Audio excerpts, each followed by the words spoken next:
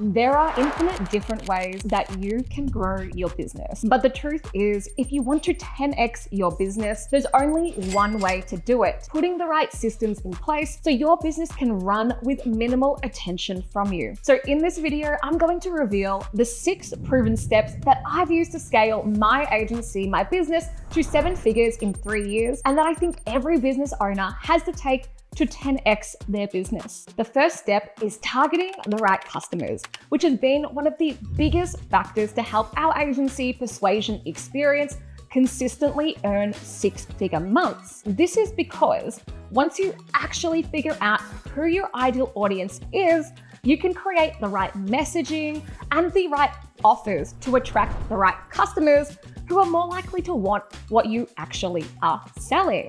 And because you focus on one clear market, it means that you will be able to create a better customer experience. And then because you can get better results for them, your customers will naturally spread positive words about your business and refer you to more clients just like them. And if you get results for them, the lifetime value of each customer will become higher, because why would they leave you? So the way you do this is by first creating a really clear dream customer avatar. An avatar or ideal customer profile is a description of your ideal customer who would most benefit from your products or your services. To create your avatar, you first look at your current customer base and ask yourself, who are you getting results for? Who do you enjoy working with? And who is paying you the most money, right? Who are you solving big problems for? You want to find what they all have in common. Now you can write down things like their age, their gender, their location, their occupations. That's the demographics. But then you want to dig into their dreams, pain points, interests, and values, and get as detailed as possible. Because you don't want your avatar to be anyone with a pulse, or businesses in Melbourne, or women 35 plus, because that's not a person, that is just information. So what I want you to do right now is you need to give them a name. Think of your best customer. What is their name? For example, our avatar is called Tony, based on one of our favorite clients. And we want to attract more Tonys, not clients with red flags. So for us, Tony understands marketing. We don't have to educate him why digital marketing is important. That's not the kinds of clients we want to attract. And his business is doing $1 to $10 million a year or more, and he has ambitious goals to at least double it, which means he is a good fit for us to scale his business with our lead machine system. But Tony is frustrated, and it's because he feels stuck. He's usually relying on word of mouth or referrals, and he knows what got him to where he is now will not get him to the next level. The sad thing is, he has usually been burnt multiple times by other agencies before, and he just wants someone who he can plug into his business with their proven systems and be proactive to grow his business. Now, when you figure out this information for your avatar, you just need to focus on creating all of your content, your products, your offers, your funnels, your sales processes to speak directly to that person. We call this your cloning machine systems, right? And it has helped our business become much more efficient and profitable, and has been the key to attracting customers who genuinely benefit from our agency service and that we can truly helping us to grow. So not servicing just anybody, but being really clear about who we work with has really helped us to grow our business. So the second step is hiring the right people. Not just hiring and throwing bodies at problems, the right people. Because when we first started, we thought we could do everything ourselves, right? We could do it better, all of ourselves anyway. And then when we started hiring people, we made some bad decisions on hiring, but it was on us, right? Extreme ownership, because we were not clear with who we needed. So they weren't bad people or crap people. We just didn't have the right people in the right seats on the bus. Once we did figure out who the right people were that we needed, and we got them in, they were wind in our sails, right? Instead of anchors keeping our boat down. And that's the difference between hiring the right people and the wrong people. It's imperative you hire the right people, because bringing on a competent and a good fit for the role person can 5x, 10x, or 20x your business, right? And it can make your life so much easier. You can spend like $100K a year on an employee, and the right team member can easily bring in $500K plus of value into your business. Put it this way. Imagine if you were the one who hired Elon Musk back in the day, right? And he was the right person to move the ship forward. That investment would be more than 1,000 times fold. And so through hiring dozens of people for our agency, be it team members or contractors, building teams in companies like King Kong and Foundr, we've figured out how to hire the right people, how to find them and how to hire them who are the best fit for your business. Now, the first thing to do is by being clear on who you want to hire and how to create an opportunity that will excite them to respond. So when we create our job ads, we treat it just like we're doing a lead generation campaign, because we are, but instead it's for new team members. They have to watch the first video on our page. We usually just do this in a Google Doc, and that's about the company. Then there's a second video about the role with a code word for the application, so we know that we've watched it. And only then can they apply through a multi-step form. So I don't rely on them to write bad cover letters. I ask the questions I want to know so I can screen them out and qualify them. By the time they get to the multi-step form, they've consumed all of the information about our values and missions, what skills we're looking for, how they would fit into the team, our long-term vision, our team structure, and our systems. They know it all, so they can make a decision and self-qualify themselves out. We only want to bring in the best leads. So when you use this system, you'll be able to pre-qualify your applicants, have them on the same wavelength as you, and they're going to be super educated and pumped about your business. So we're thinking, are they obsessed with what we're hiring for? Usually marketing, and do they have the skills to do the job? Are they aligned with our company's values? And if they tick these boxes, it's either a yes or a no. So we're looking for, are they obsessed with what we're hiring for, which is usually marketing, and I can tell in the way whether it lights them up when they speak about it. We consider, do they have the skills to do the job? Are they aligned with the company's values? And if they do tick all of these boxes, then it comes down to they either have to be a yes or they're a no. Hiring is the most important thing you'll do in your company, and I've learned that the hard way. The people that you bring on board to build that mission and that vision that you have, it's the most important thing that you'll do. But how do you figure out who to hire and when? Well, there's an amazing book about this called The E-Myth, right? Why most small businesses don't work and what to do about it. And one of the things he mentions is to write down the org chart, the organization chart that you want to accomplish from where you want to go, right? From where you are now to where you want to go. So basically an org chart is a diagram that represents a company's internal structure from the top all the way down, well, the different levels. But when I did this, I didn't just write the org chart for our current business, and then I wrote it down for what a $10 million a year company would have. This allowed me to map out the business structure that had the potential to generate 5 to 10 million a year, not where we were in low 7 figures. I had the map and I now had the hiring plan. I saw the gaps. This is super important because when you actually start structuring your team into what a $10 million a year company would look like, you'll eventually become one just because you have the team and infrastructure you need to get there. What we did is we wrote down all of these roles. We put our names next to them so we could see what seats we were sitting in, and then we could create a hierarchy or a hiring plan of the different roles we wanted to hire for first. So hiring the right people and having a solid team structure that can grow the business is essential when you're thinking about 10xing your business. Even if you want to 2x it, it's important for this. And when you're the leader or the CEO and you want to grow your business, the best change you can make to your team is to hire an executive assistant or a project manager or whatever is eating up most of your time. Then these people who are amazing at what they do, they can free up so much of your time and allow you to work on rather than $10 or $100 tasks.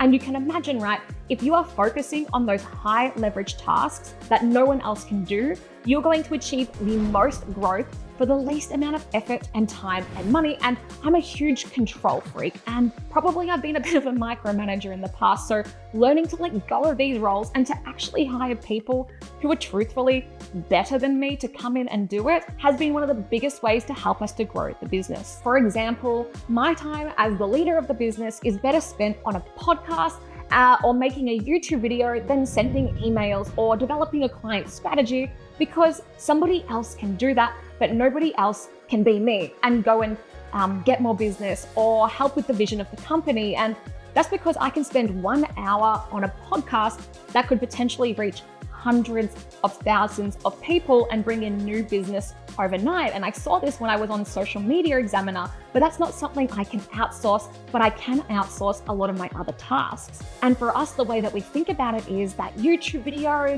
that podcast, that piece of media becomes an asset for leverage. So think about what only you can do, and then just keep bringing in the right people so that you're only working on the things that matter. And when you do this, you'll unlock the path to 10xing your business, because you'll have the freedom to work on high leverage tasks like building systems that other people can come in and run. But I've made that mistake of thinking, okay, I'm gonna have to tell everybody today exactly what to do and check the work and do the work. And then when I just spent the time building the systems and bringing in the right people, I was working on tasks that were furthest upstream and were going to impact the business most efficiently and effectively. This is the third major point that I want to mention when it comes to 10xing your business.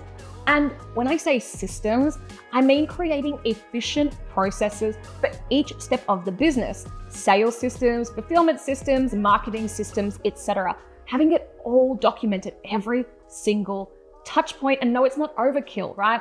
The goal here is that the systems are so strong and the people that you hire are so awesome that you are no longer needed in the business. So for your marketing system, it's how do we get more attention and how do we turn that attention into more leads? For your sales, it's answering the question, what's our sales choreography to turn that lead into a client? And for fulfillment, your fulfillment systems, it's how do we increase customer satisfaction and increase LTV? How do we get more referrals? All of that back end goodness. And the reason systems are so important is because they reduce the friction in your business. They reduce the mental RAM, they reduce the human mistakes, right? For example, instead of writing the same email every time you onboard a client, you can build systems, which means just copying and pasting for 10 seconds the same message to every client. Or instead of creating a new onboarding process for each client and doing something different every time, you have all of that fully mapped out.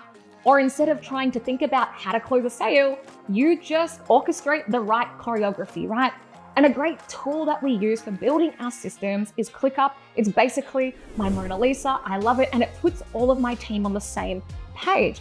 And when you turn every bit of your processes into systems, your business will be able to run without you. And everybody on your team will be on the same page. So I have this story about when I was working at McDonald's and I was 19 and I had the brain of a 19-year-old, so don't hold that against me. But I was on the breakfast shift, like managing the drinks. And basically what the drink station means is that an order would go in, there would be drinks.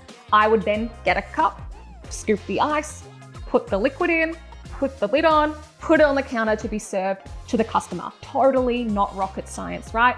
That was the drinks station. But one day, instead of using the scoop, I was just using the cups to scoop the ice out of the ice tray, which just seemed way better and way more efficient. But that wasn't what I was taught, right? It wasn't part of the carefully crafted system and processes at McDonald's. So my manager saw me and she was like, don't ever do that again. Very sternly, very angrily. And so I stopped for a bit, but then I went back to my way, better way and started scooping it, right? I'm like, okay, lady, it's not that deep. I'm just trying to make drinks and I'm trying to make them fast. I'm gonna do my own way. The problem is, back then with my little 19-year-old brain, I didn't understand why my manager cared so much about such a small thing. But when I look back now after running an actual business, I now understand that it was because we all had to follow the systems. We all had to be on the same page about what was going on. Basically, how I think of it now, a business is like an ecosystem. And if everybody decided one day to just do their thing their own way and ignore the system, it would be complete chaos. So imagine this, the person making the fries add an extra minute because he decides that he likes them crunchy, or the person that was doing the burgers flipped them 30 seconds earlier because they felt like it, or the cleaner mopped the floor until she thought it was good enough and cleaned the bathrooms whenever she felt like it, right?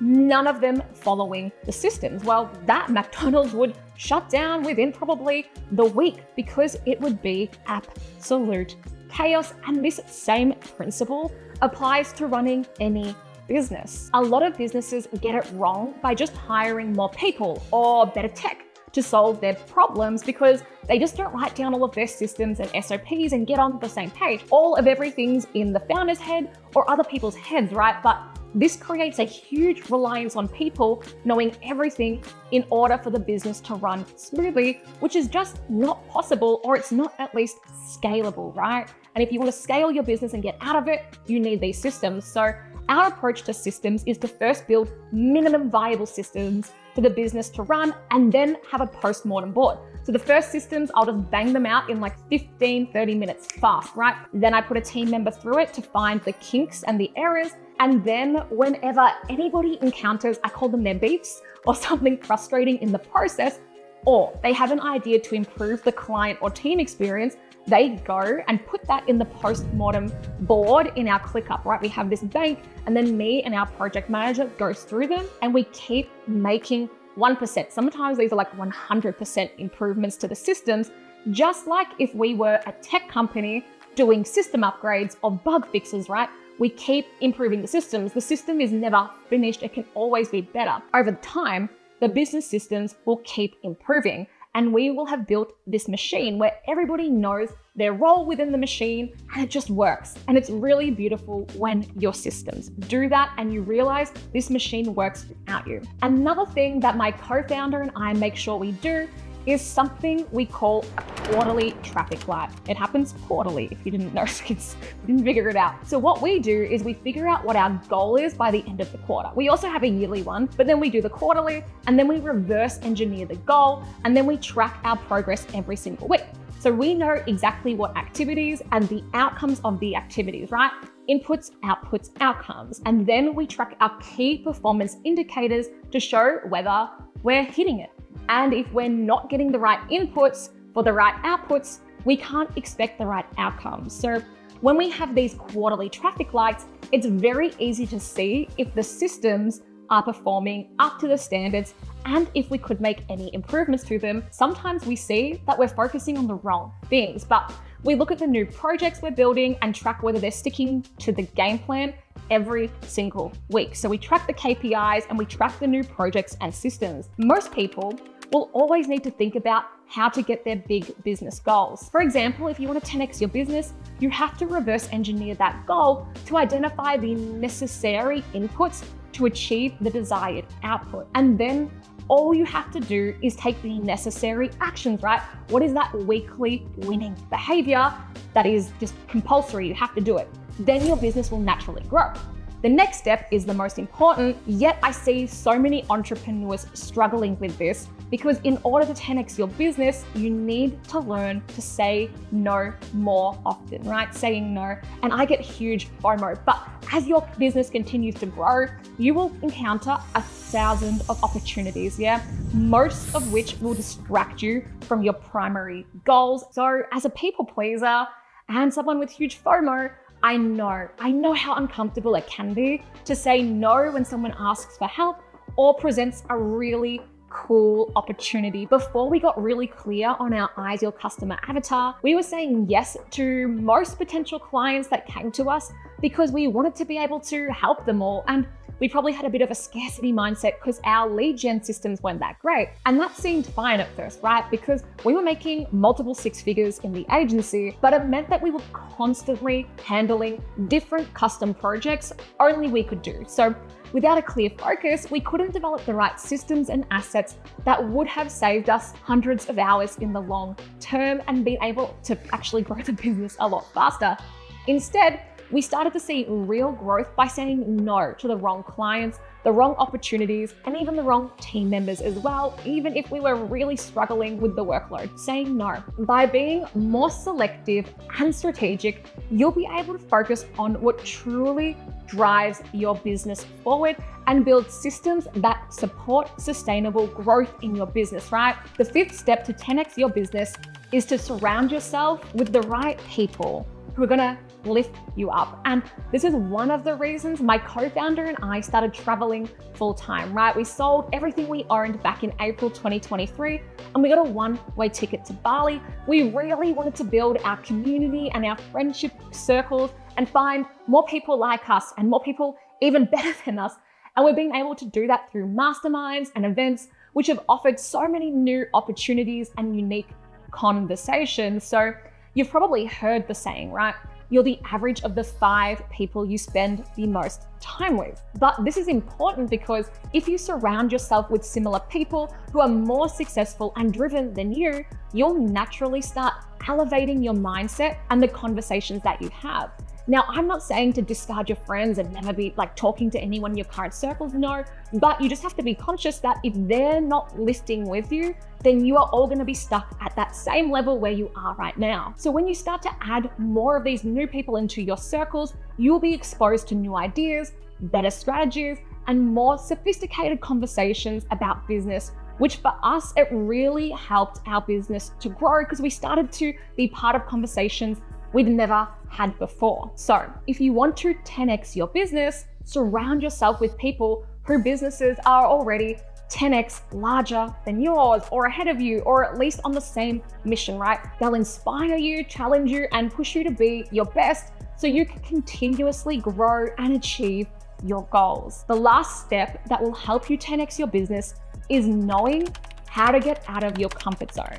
And it sounds a bit cliche, right? But past a certain point in business, there are laws of diminishing returns when it comes to learning more about a particular area.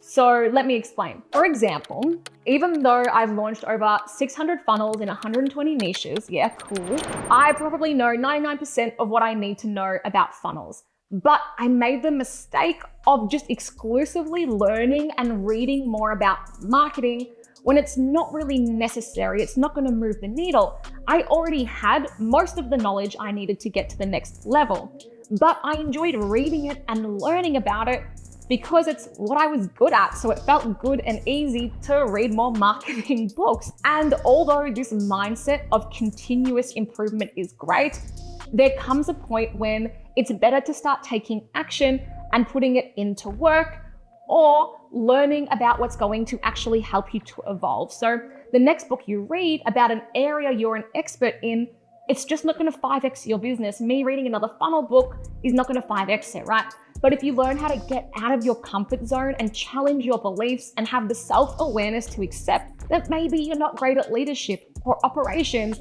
you will have the humility to work on the parts of yourself that you need to work on, because at the end of the day, you are the biggest asset in your business. You are, right? So you need to figure out what skills you need to grow your business the most and how you're going to get out of that comfort zone. Who do you need to be to 10x your business, right? And when you put in the work to learn those skills and you see those gaps, that will help you to 10x the business. Okay, team, that is it. Thanks for watching this video. I hope you found it super helpful to 10x your business.